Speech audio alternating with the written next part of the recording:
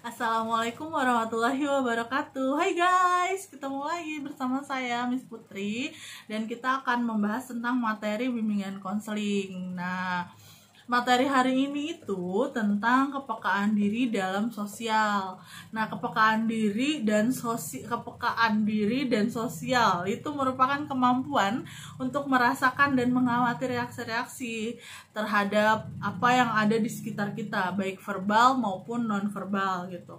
Tumbuh kepekaan diri dan kepekaan sosial tersebut selanjutnya akan membentuk kepribadian dari seseorang. Nah, bentuk kepekaan di antara lain adalah contoh peka terhadap berita di media massa, terus perilaku ikut-ikutan, gosip, dan fitnah serta pergaulan. Nah, mencermati fenomena-fenomena perilaku ikut-ikutan itu ya tidak semua hal yang kita lihat atau kita dengar itu patut kita contoh gitu ya. Patut kita ikuti nggak juga gitu, tapi kalau kamu merasa pernah dengar yang baik diambil, yang buruk dibuang, nah itulah yang harus kamu cermati gitu, bahwa ketika orang mengatakan bahwa yang baik dari dia kamu ambil ya silahkan gitu, tapi yang buruk janganlah kamu ikuti gitu.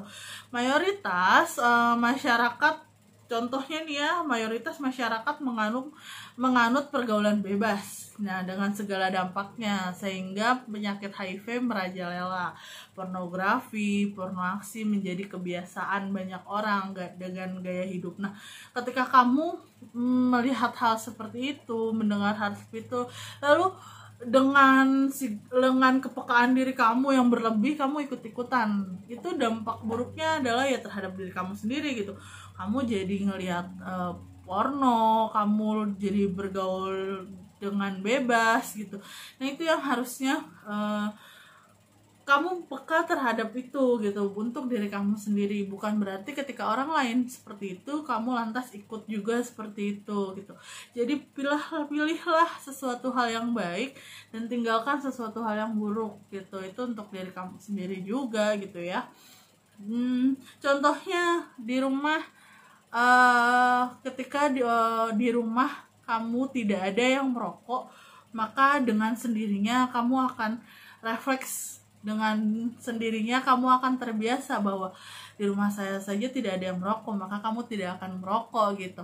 Nah, itu adalah kebiasaan, kepekaan diri kamu terhadap sosial atau terhadap lingkungan kamu.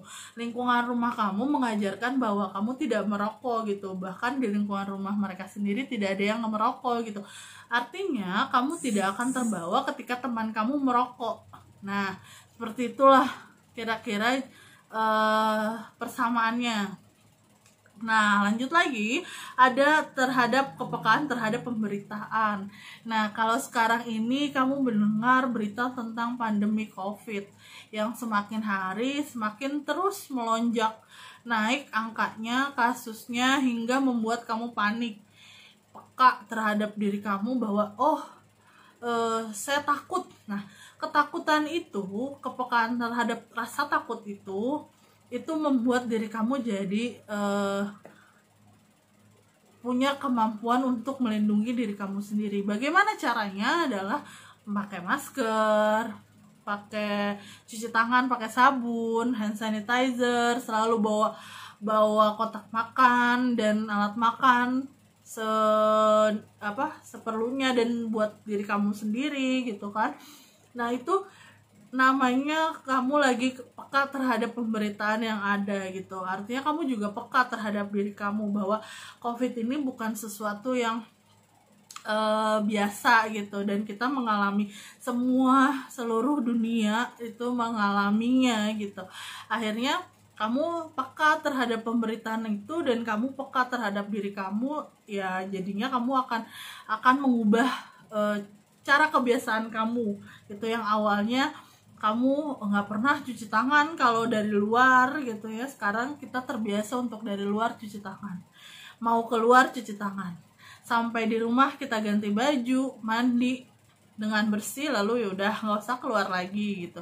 Itu kebiasaan baru itu, kepekaan baru itu terhadap pemberitaan itu menjadikan kamu menjadi peka terhadap diri kamu sendiri, menjadi peka terhadap sosial kamu. Bahkan ketika kamu keluar, kamu mengingatkan orang di sekitar kamu apa saja yang patut dan pantas untuk dilakukan di masa pandemi seperti ini gitu ya. Dan media massa ini berpengaruh terhadap diri kita dan diri semua orang. Ketika ada pemberitaan di media sosial, orang akan merasa oh ini baik, oh ini buruk. Nah itu adalah kepekaan terhadap diri mereka sendiri gitu. Nah pengaruh media massa terhadap diri kita itu sangat besar tentunya ya. Ketika kamu melihat TV atau sosial media yang mengatakan bahwa COVID itu nggak main-main loh gitu, COVID itu benar-benar terjadi dan COVID itu benar-benar ada, maka kamu akan dengan sendirinya menstimulus diri kamu untuk peka terhadap lingkungan kamu gitu, peka terhadap diri kamu. Orang yang tidak peka gimana ya maksudnya gitu ya. Oke, orang yang tidak peka terhadap pemberitaan adalah dia tahu, dia sudah melihat, dia sudah mendengar, dia sudah melihat media sosial, sudah mendengar televisi bahwa banyaknya kasus COVID-19 ini di Indonesia terutama, lalu dia acuh gitu. Acuhnya seperti apa? Nggak pakai masker, dia keluar, dia pulang nggak cuci tangan, nggak mandi bersih gitu. Alhasil apa? Dia akan mempengaruhi lingkungannya sendiri gitu. Nanti ketika dia datang di rumah, kita nggak tahu kalau dia sudah terpapar di rumah itu, akhirnya terpapar semua. Itu yang tidak peka. Nah, kalau orang yang peka terhadap lingkungannya, terhadap keluarganya, dia melihat, dia mendengar, maka yang terjadi adalah dia akan menghindari hal-hal yang buruk untuk dia dan keluarganya, untuk dia dan lingkungannya, dan untuk dia dan sosial, kehidupan sosialnya gitu. Lalu menumbuhkan kepekaan sosial, bagaimana ya caranya agar kita tuh mampu gitu menumbuhkan kepekaan sosial dalam diri sehingga menjadi pribadi yang asik dan bisa bergaul dengan semua orang. Karena kira-kira saya orang yang nggak bisa nih bergaul sama orang gitu ya, langsung cepet akrab, nggak bisa. Oke, itu bisa diasah, bisa dicari tahu bagaimana. Satu, menyadari bahwa kita tidak bisa hidup sendiri. Yang harus kamu sadari adalah pertama itu ya, kita tidak bisa hidup sendiri.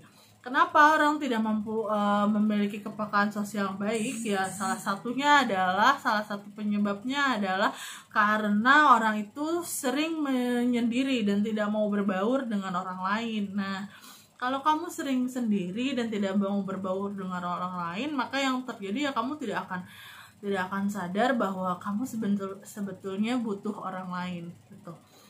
Nah, tiap ada kegiatan bersama dengan orang yang sendiri, yang orang yang seperti ini, yang cenderung sendiri, dia tidak mau hadir biasanya gitu ya.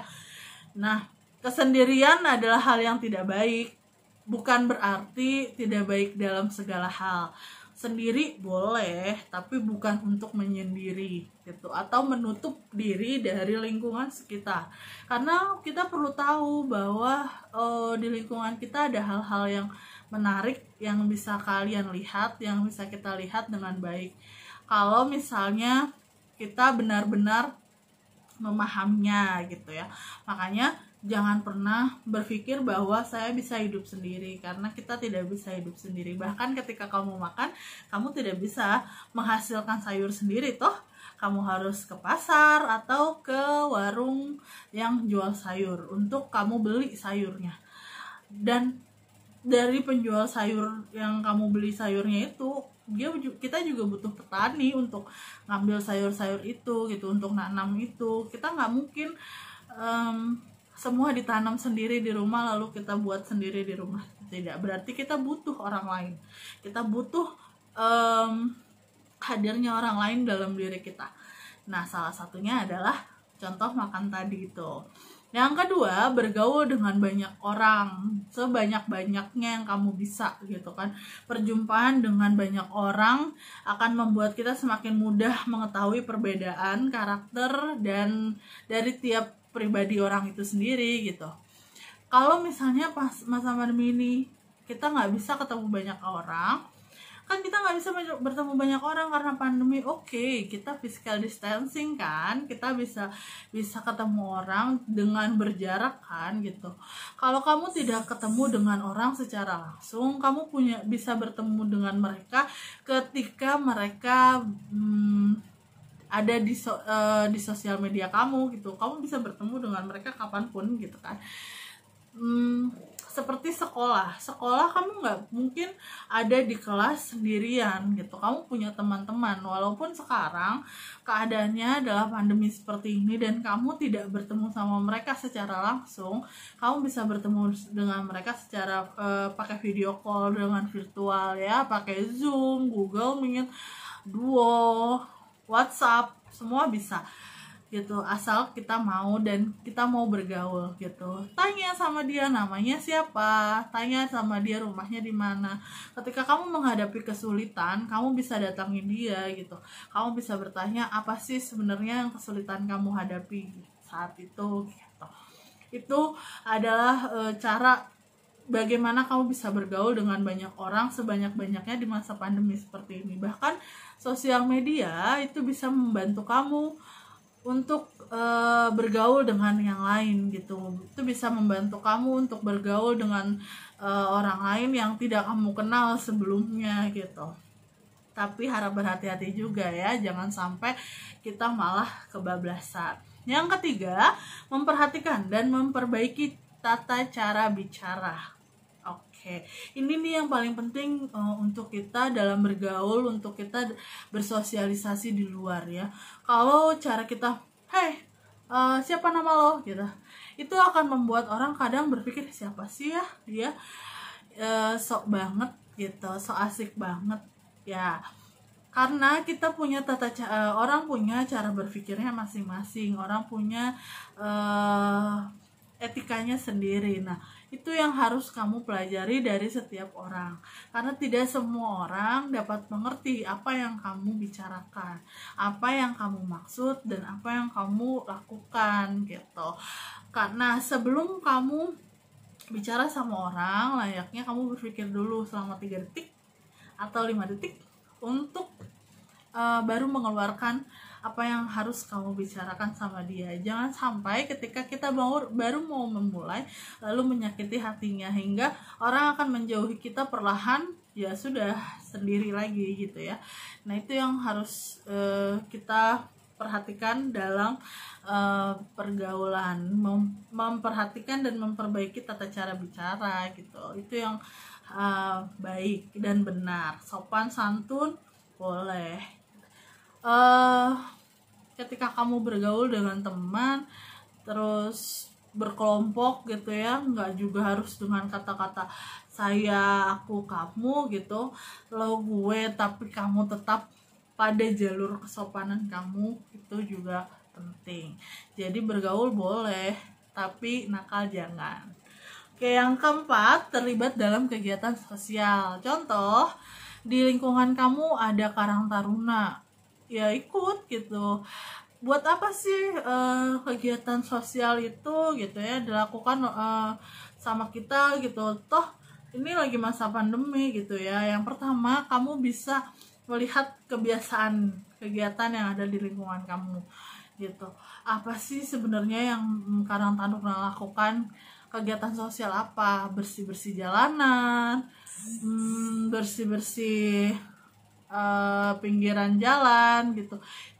Itu yang kita pelajari dalam kegiatan sosial gitu. Jadi terlibat di dalam kegiatan sosial pun membuat kita belajar bahwa kegiatan sosial bukan hanya kita memberikan santunan anak yatim atau hal-hal yang besar yang terlintas di pikiran kamu sekarang gitu ya.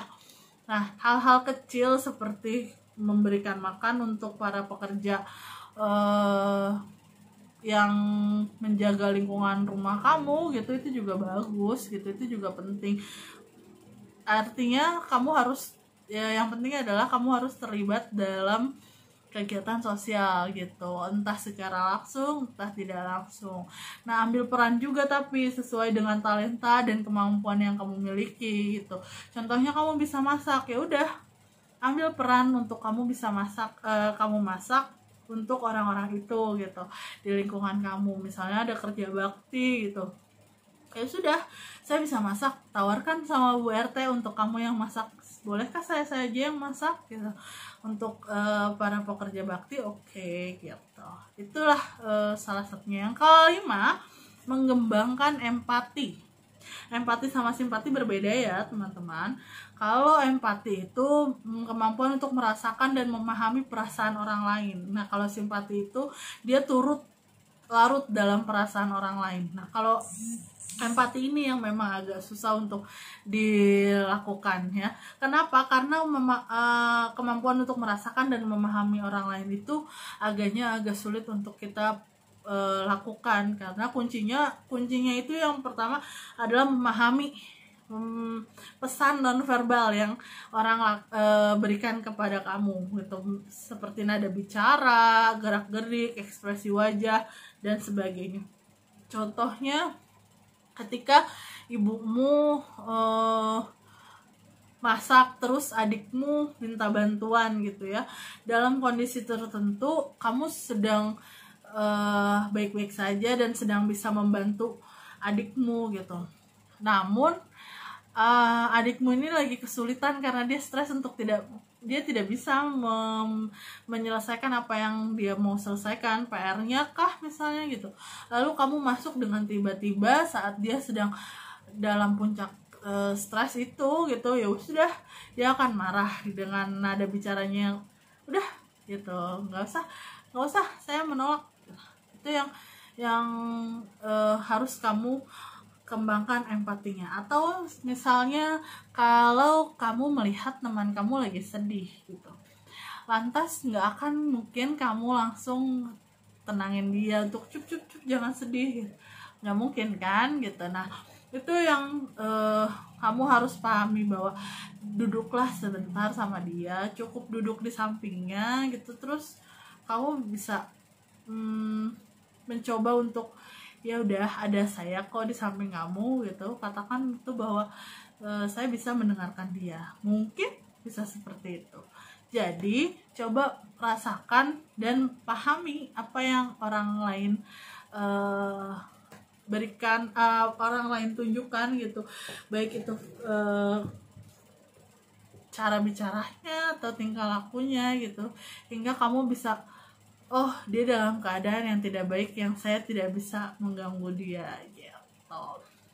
Yang keenam, berperilaku prososial. Maksudnya adalah ini digunakan oleh para ahli psikolog untuk menjelaskan perilaku sukarela yang ditunjukkan untuk kepentingan atau keuntungan orang lain. Maksudnya gini, berbagi, membantu seseorang yang membutuhkan, bekerja sama dengan orang lain, dan mengungkapkan simpati. Perilaku ini menurut adanya kesediaan.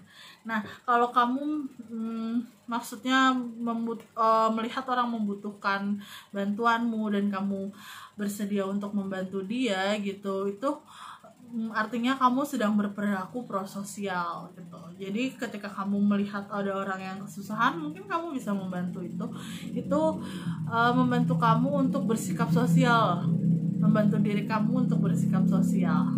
Oke. Yang ketujuh, melihat dan bertindak. Ketika kamu melihat orang miskin atau anak jalanan, orang-orang yang lanjut usia, yang mereka sedang membutuhkan bantuan kamu, tanpa kamu harus diminta tolong, kamu harusnya bisa bertindak membantu mereka. Contoh, ketika kamu sedang mau menyeberang jalan gitu ya, lalu ada nenek-nenek yang mau menyeberang jalan, tanpa harus dia bilang, nah tolong bantu nenek, kamu harusnya bisa bergerak lebih cepat untuk membantu dia gitu, menawarkan diri. Artinya kamu bisa udah melihat lalu bertindak menawarkan diri bahwa saya akan menolong dia gitu. Nah, melatih kepekaan itu sederhana gitu ya, dapat kamu lakukan di mana saja dan kapan saja gitu. Yang penting adalah serius. Yang kedua adalah mengembangkan terus kemampuan supaya kamu bisa berbuat lebih baik lagi ke orang banyak. Oke, itu hari ini adalah itu materi yang kepekaan diri kita dalam bersosial. Itu materi kita hari ini, bisa kamu terapkan di diri kamu, untuk lingkungan kamu, juga orang sekitar kamu. Jangan lupa 3M, mencuci tangan, memakai masker, dan menjaga jarak. Sampai jumpa di kesempatan berikutnya, di materi berikutnya. Assalamualaikum warahmatullahi wabarakatuh. Bye.